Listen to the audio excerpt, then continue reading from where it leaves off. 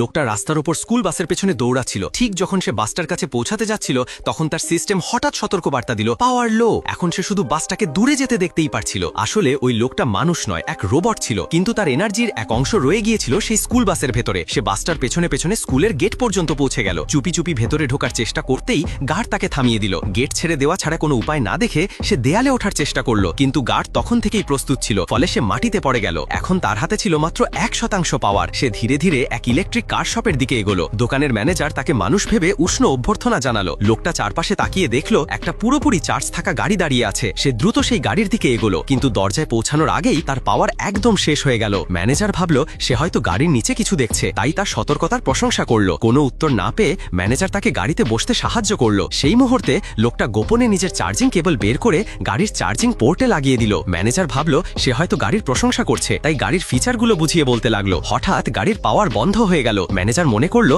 গাড়িটা চার্জ ছিল না, তাই তাকে অন্য গাড়ির দিকে নিয়ে গেল। কিন্তু নতুন গাড়িতে বসেই লোকটা আবার কেবল লাগিয়ে দিল। এই গাড়িরও পাওয়ার চলে গেল। এভাবে সে একের পর এক গাড়ি থেকে চার্জ নিতে লাগলো, যতক্ষণ না পুরো দোকানের সব গাড়ির পাওয়ার ফুরিয়ে গেল। অবশেষে সে সম্পূর্ণ